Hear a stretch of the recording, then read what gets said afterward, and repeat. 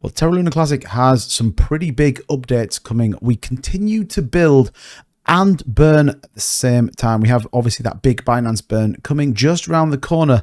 We count the days down, but there are some big partnerships being worked on in the background, as well as that Interchain wallet really starting to make a difference for Terra Luna Classic. We've seen some positive price action in the market, and like I said, Terra Luna Classic heading up to that 18 level and is continual. Well, in this video, we're taking a look at exactly what we're talking about in terms of the updates, and more importantly, some Osmosis and Crescent chain parameters coming to Terra Luna Classic. So if that's all the things you like, be sure to watch the end of the video. Also subscribe to the channel where we talk about cryptocurrency, Terra Luna Classic, and everything else going on in this crazy world that we call cryptocurrency.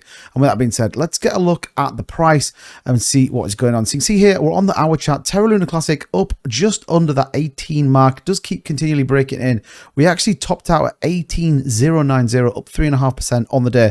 Now the rest of the market is running. You can see here BTC running currently at 22,640. And we know that people buy into BTC as we see the move. We see Luna Classic then generally move in a slightly delayed fashion to the rest of the market. We're obviously seeing some massive moves. Aptos up nearly 40%, Solana up another 20%. So I would expect Luna Classic to move maybe in the next couple of hours. We know the Asian market's due to open in about 3 hours time, so we'll see how that pans out. But like we said, Luna Classic continuing to move. RSI though is massively overbought right now, so we would expect a correction. But like I said, still looking pretty healthy. Well, what do we have in terms of positive news right now? Well, we got this coming out of Jared and the team over there. It says, hopefully this will enable users of Interchain Station to transfer LUNC to and from the Osmosis zone and Crescent. Thank you, Jared TFL, for pointing out the low hanging fruit. So again, an update for Osmosis and Crescent chain params to Classic, another development for Terra Luna Classic, and these seem to be coming more often than not. We obviously got that great news of being integrated into that Interchain wallet, which if you haven't checked it out, definitely go and have a look at it. We'll take a look at it in just 1 second, but important that we continue to build for the chain. We have the volume consistently now over $100 million on a day as the price continues to move up, and this is a big step forward. So this is the GitHub. Again, Jared says here, unclear, development can take turns you don't expect. I try and reserve hard release dates till the product is complete, but the important thing here is we are having TFL integration in terms of building out Luna Classic, as well as that layer 1 team building out at the same time as well. So all things incredibly positive right now for Terra Luna Classic. If we take a look at Station, we do obviously have that upgrade to version 1.0.5, which looks like it will pass. We have a 5-day window left to vote on this, but you can see here 99.99% of our validators have voted in favor of putting this through, and it will go forward approximately February the 14th. We talked about it in a previous video. I will link that in the description so you can go and check it out. In terms of what we are updating, more importantly, that ability to change things without having to go back through the Terra Rebels, who we all know launched or did disclose the partnership with Nextleo and their wallet.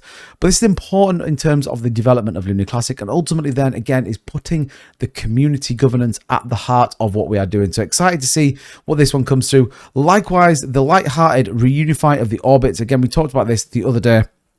Particularly the bridge between Luna and Luna Classic, again, is an important step forward for both Oz and Luna, where we start to really work as an ecosystem and bring some of those decentralized applications across to both Luna Classic and Luna 2.0. Now, looking at what's going on in terms of some of the technicals, we can see we are a negative $32 million on the day, 32 million coins on the day, and we know that we are no longer minting. That all got passed. USTC slightly different, and I've got a video talking about USTC repeg coming very soon. So again, if you're not already subscribed to the channel, then please do so. And we know that people are moving up. We are at nearly 900 billion Luna Classic staked at 13.09%. You can see we continue to rise, and actually we've had a very increasing rise from the 11th of January. So positive to see as people lock their coins away and really support the ecosystem. Ultimately, developers and validators are able to build and support our blockchain. So it is important that people are staked as that number continues to rise. I think it's a very positive thing. We can take a look at the community pool as well, which again continues to rise. We know that now the gas fees are supporting that, as opposed to the the burn and reminting of Luna Classic. And then more importantly, we can see here some of these proposals. Now, a lot of people don't really talk about this, but we can see where the pool spends have gone. So that Joint 1 Layer 1 Task Force paid for in full to develop in the first Q1. And obviously the separation of Rebel Station from TFL, which we all now know on the back of it, maybe wasn't the greatest thing. We obviously had that 1.6 million into the Terra Grants program funded and supported by Edward Kin. So it's always worthwhile just noting what's going through. Keep an eye on it. Remember, this is our money and ultimately our investment in the long-term future of Luna Classic. So it's important to see that. But like I said, it is a good sign right now that we have those things being built on the chain, and more importantly, those updates that keep coming from TFL. It does ultimately support what we are trying to do. And the last thing to talk about is the burns. Now, obviously, I did a video talking about the Binance burns. We're looking to anything between 5.5 to 8 billion Binance burn tokens if we continue to see the volume we are doing.